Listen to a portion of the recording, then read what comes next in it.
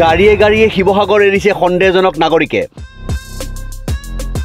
জাকে জাকে ভয়তে পলায়ন সহস্ৰাধিক সন্দেহজনক নাগৰিকৰ। নিশা শ শ পুৰুষ মহিলাই গাড়ীত ধাৰি পাতি মূৰা আদিত বহি যিকোনো প্ৰকাৰে হ'লেও শিৱসাগৰ এৰি আঁতৰি গৈছে।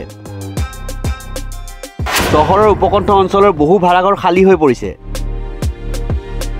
দল সংগঠনৰ হুংকাৰৰ পিছতেই বিৰাজ কৰিছে উত্তেজনা। বহিৰাগত খিলঞ্জীয়াৰ সংঘাতক লৈ শিৱসাগৰৰ পৰিস্থিতি ক্ৰমাৎ উত্তপ্ত হৈ পৰিছে।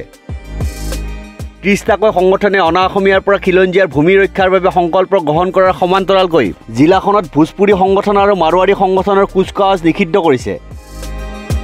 আনহাতে ঢিঙত সংঘটিত কিশোৰী ধৰ্ষণ কাণ্ডৰ পিছত ২-৩ সংগঠনে সন্দেহজনক নাগৰিকক ৭ দিনৰ ভিতৰত শিৱসাগৰ এৰিবলৈ নিৰ্দেশ দিছে। তাৰ পিছৰে পৰাই উত্তেজনাই বিৰাজ কৰা শিৱসাগৰ এৰিছে নগাঁও মৰিগাঁৱৰ পৰা আৰম্ভ কৰি নামনি অসমৰ লোক। সঁচা অৰ্থত জাকে জাকে শিৱসাগৰ এৰি পলায়ন কৰিছে সন্দেহজনক নাগৰিকে। এক সূত্ৰৰ পৰা জানিব পৰা মতে শিৱসাগৰত সোমবাৰে কেইবাটাও সংগঠনৰ নেতৃত্বত এক বৈঠক অনুষ্ঠিত হয়। বৈঠকত প্ৰশাসনৰ বনচাইন অভিযানক লৈ আলোচনা কৰা হয়। তদুপৰি খিলঞ্জীয়াৰ হাতত ভূমিৰ অধিকাৰ অনাদি অনন্তকাললৈ ৰখাৰ দাবীত অটল হৈ থকাৰ প্ৰসংগত আলোচনা কৰা হয়।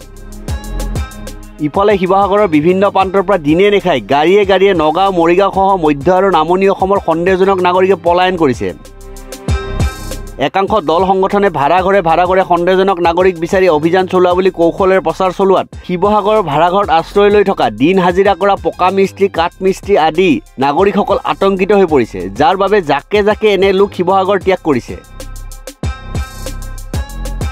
উল্লেখ্য যে শিৱসাগৰ চহৰৰ দৰবাৰ ৰোড, চুকগাঁও, ঠাইআলি, জেঙনিকটীয়া, বনিয়াবাৰী, নআলি, ৰংঘৰ চাৰিআলি, আমগুৰি, জয়সাগৰ, দৰিকাপাৰ, ষ্টেচন চাৰিআলি, বিহুবৰ, শিমলুগুৰি, হালুৱাটিং, নামতি চাৰিআলি, নাজিৰা আদি অঞ্চলত নগাঁও মৰিগাঁও মধ্য অসম আৰু নামনি অসমৰ সহস্ৰাধিক লোকে ভাড়াঘৰে আশ্ৰয় লৈ অসমীয়া মানুহৰ ঘৰত দিন হাজিৰা কৰি জীৱন নিৰ্বাহ কৰি আহিছে। খেতিপথাৰৰ পৰা আৰম্ভ কৰি ঘৰ নিৰ্মাণ কাৰ্যত জড়িত এইসকল লোকৰ গৰিষ্ঠ সংখ্যকে যোৱা ২টা দিনত শিৱসাগৰ ত্যাগ কৰিছে।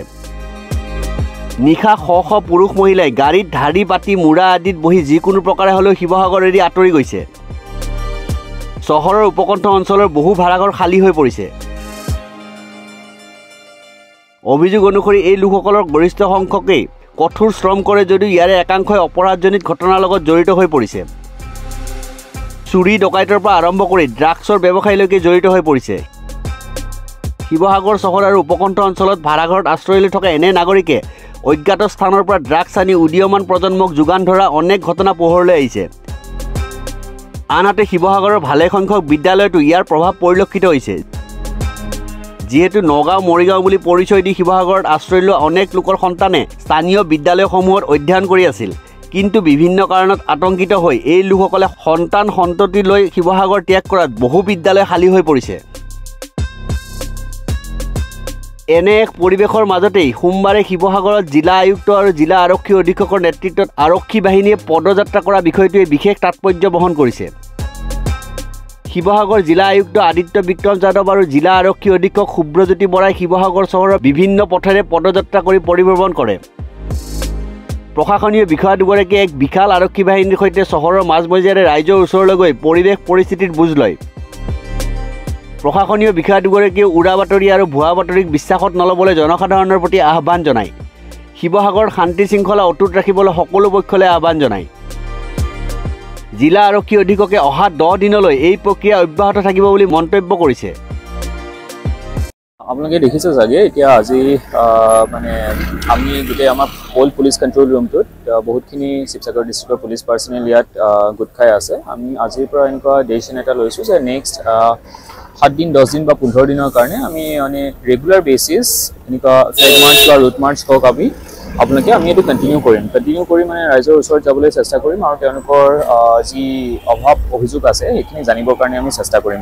তাৰ লগতে মই এইটো ক'ব বিচাৰিছোঁ যে যোৱা এদিন দুদিনৰ পৰা ছ'চিয়েল মিডিয়াত বহুতকেইটা ফেক নিউজৰ চাৰ্কুলেশ্যন হৈ আছে।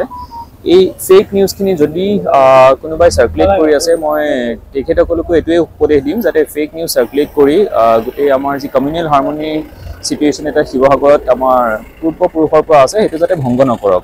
আৰু ভংগ নকৰি মানে যদি এনেকুৱা কোনো ফেক নিউজ এতিয়াও চাৰ্কুলেট কৰি থাকে মানুহে তেওঁলোকৰ এগেইনষ্টত আইনগতভাৱে ব্যৱস্থা লোৱা অতি শীঘ্ৰেই হ'ব আৰু মই সকলোকে এইটো আহ্বান জনাম যে এনেকুৱা ফেক নিউজেই হওক বা যদি কোনোবা বিপদত পৰিছে প্ৰব্লেমত আছে ইমিডিয়েটলি আমাৰ পুলিচ এডমিনিষ্ট্ৰেশ্যনক জনাওক আমি যিমান সোনকালে খবৰটো পাওঁ আৰু সিমান সোনকালে আমি ৰেছপণ্ড কৰাত আমাৰ বেছি সুবিধা হয় নিউজ ডেস্ক ৰিপৰ্ট নিউজ 13